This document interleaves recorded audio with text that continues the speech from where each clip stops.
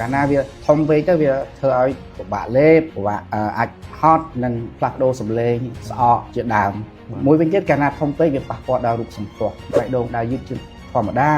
អ្នកជំងឺចាញ់ត្រជាក់ឧស្សាហ៍ទល់លាមកឡើងគីឡូអស់កម្លាំងលះលហើយគិតអីមិនសូវចេញគិតអីសុញអញ្ចឹងអានេះជាសញ្ញាបកកដែលខ្វះអរម៉ូនកាលណាយើងមិនបានពិនិត្យនិងព្យាបាលត្រឹមត្រូវទេវាអាចដល់ការប្រឈមដូចជាញ័រទ្រូងញ័រដៃស្រកគីឡូអារម្មណ៍ស្មារតីមិននឹងណមួម៉ៅអីចឹងគេមិនលក់បាទហើយដែលសំខាន់ជាងគេនេះគឺប៉ះពាល់ដល់វិបត្តិច្បាប់បេះដូងហើយបើយើងទុកយូរមិនព្យាបាលទៀតវាអាចរហូតដល់យើងវង្វេងយើងស្លាប់បាត់បង់ស្មារតីសូមស្វាគមន៍មកកាន់កម្មវិធី Dr. Talk ទាំងអស់គ្នានៅថ្ងៃនេះយើងមានប្រធានបទពិសេសមួយទៀតហើយគឺយើងផ្ដោតសំខាន់ទៅលើជំងឺពើកហើយនិងហានិភ័យរបស់ជំងឺពើកហើយនៅក្នុងថ្ងៃនេះយើងមានវិជ្ជបណ្ឌិតជំនាញដែលមកពី Clinic Suria និងបកស្រាយនៅប្រធានបទខាងលើជាបឋមសូមជម្រាបសួរគ្រូបាទដំបូងចង់ឲ្យលោកគ្រូណែនាំខ្លួនឯងតើលោកគ្រូមានឯកទេសខ្លះហើយបទពិសោធន៍យ៉ាងម៉េចដែរបាទសូមជម្រាបសួរពុកម៉ែបងប្អូនខ្ញុំបាទវិជ្ជបណ្ឌិតថេងហៀឯកទេសទឹកនោមផ្អែមពកនិងកពេញអរម៉ូនបម្រើការនៅ Clinic Suria បាទមួយទៀតគឺនៅក្នុងថ្ងៃនេះយើងនឹងទៅចែកគ្នាទៅលើប្រធានបទជំងឺពើកហើយនិងហានិភ័យផងវាចង់ដឹងថាតើជំងឺពើកហ្នឹងវាមានប្រមាណប្រភេទដែរគ្រូហើយវាកើតឡើងដោយសារកត្តាអីខ្លះវាចង់ដឹងថាតើជំងឺពើកហ្នឹងវាមានប្រមាណប្រភេទដែរគ្រូហើយវាកើតឡើងដោយសារកត្តាអីខ្លះដែរបាទមុននឹងឆ្លើយសំណួរខ្ញុំសូមសង្ខេបឲ្យយល់ពីជំងឺកពេញកបាទជំងឺពកធម្មតា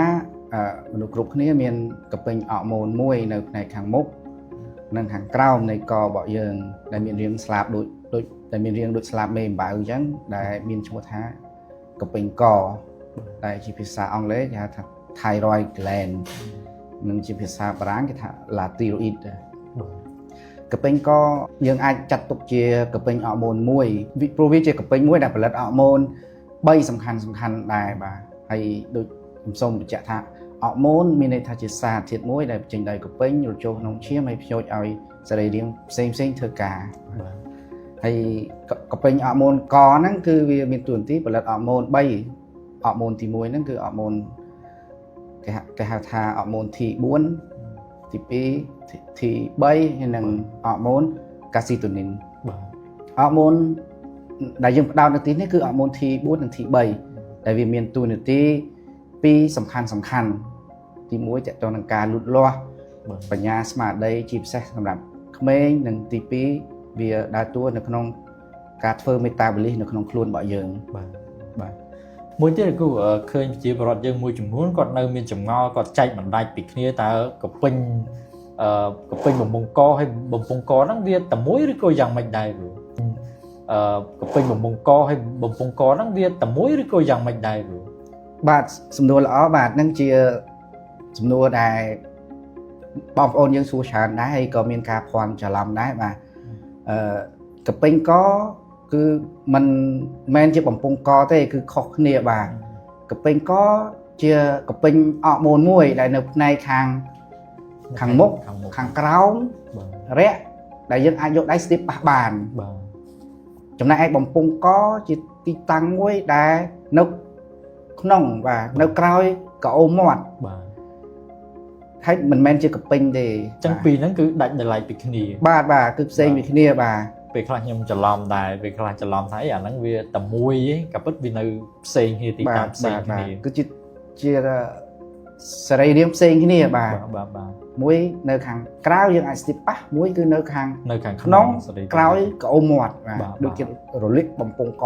ហ្នឹងមិនមែនជារលាកកពេញកទេបាទអញ្ចឹងខុសគ្នាបាទហើយអ្នកខ្លះរលាកកពេញក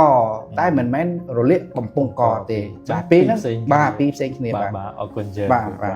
ពាក់ព័ន្ធនឹងជំងឺ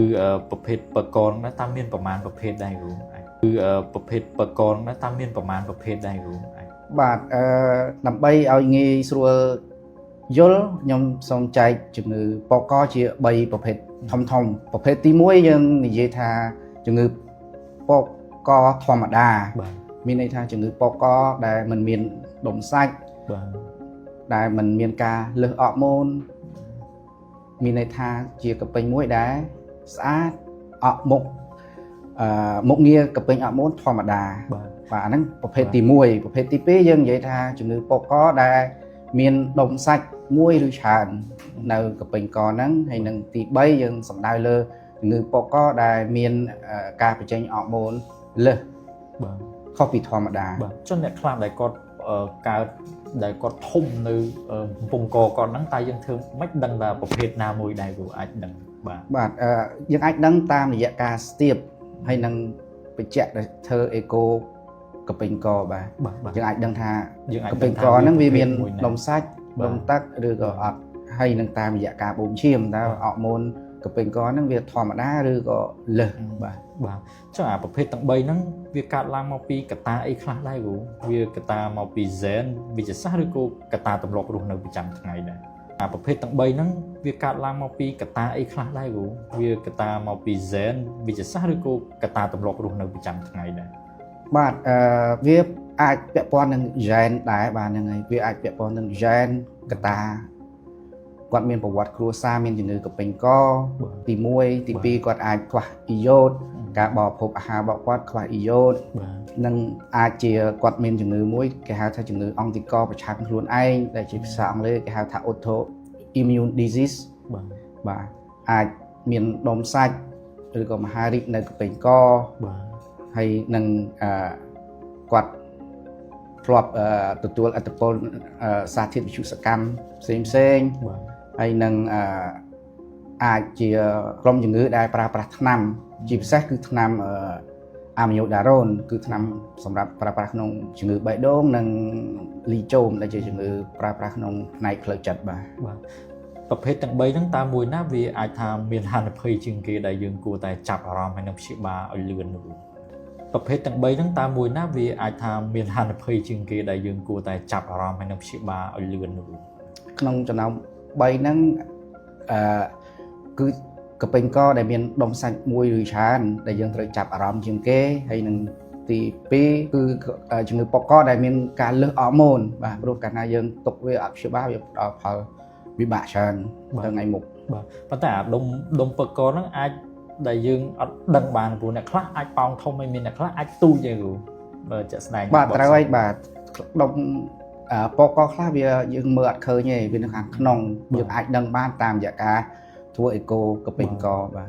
ប៉ុន្តែបើសិនជាយើងកើតហើយយើងទុកយូរអាចប្រឈមហានិភ័យអីខ្លះដែរគ្រូបើតាមបទសាស្ត្រអញ្ចឹងយើងត្រូវយល់ថាដូចខ្ញុំបានរៀបរាប់ខាងលើអញ្ចឹងប៉កកវាមាន3ក្រុមប្រភេទទី1វាជា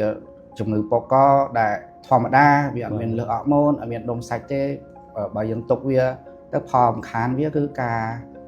រសង្កត់ទៅលើសរីរាង្គចិត្តវាដូចជានៅទីនៅកពេញកយើងនឹងវាមានផលរំខានបាទវាមានពងខ្យល់ពងអាហារហើយនឹងខ្សែសម្លេងជាដើមកាលណាវាធំពេកទៅវាធ្វើឲ្យពិបាកលេបពិបាកអាចហត់និងផ្លាស់ប្ដូរសម្លេងស្អកជាដើមមួយវិញទៀតកាលណាធំពេកវាប៉ះពាល់ដល់រូបសម្ផស្សដែរបាទពួកឃើញគាត់អាចធំឡើងធំមើលទៅជំងឺប៉កកមួយទៀតគឺប៉កកដោយសារមានការលើសអរម៉ូនបាទកាល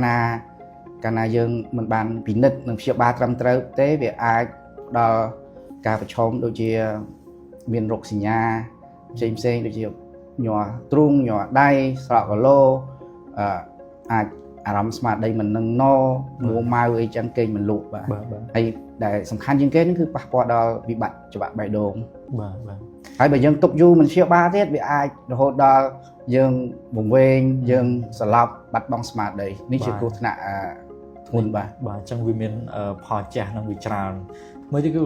ចង់ឲ្យលោកគ្រូផ្ដល់អនុសាសន៍ចុងក្រោយដើម្បីការពារសុខភាពអាចថាទាំងជំងឺប៉កកហ្នឹងហើយជំងឺទូទៅហ្នឹងតើលោកគ្រូមានអីចង់បន្ថែមចុងក្រោយតាមមួយទៀតគឺចង់ឲ្យលោកគ្រូផ្ដល់អនុសាសន៍ចុងក្រោយដើម្បីការពារសុខភាពអាចថាទាំងជំងឺប៉កកហ្នឹងហើយជំងឺទូទៅហ្នឹងតើលោកគ្រូមានអីចង់បន្ថែមចុងក្រោយបាទតកតងនឹងសារចុងក្រោយគឺយើងត្រូវយកចិត្តទុកដាក់ពី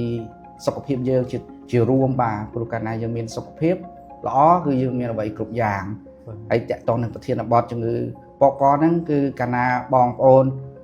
ពុកម៉ែបងប្អូនយើងមានបញ្ហាប៉កកមានបញ្ហាដុំសាច់ជំងឺលើសអរម៉ូនខ្វះអរម៉ូនគឺគួរឆាប់ ស្វែងរកការពិគ្រោះជាមួយវិជ្ជបណ្ឌិតបាទ បាទអរគុណគ្រូ បាទអរគុណច្រើនបាទ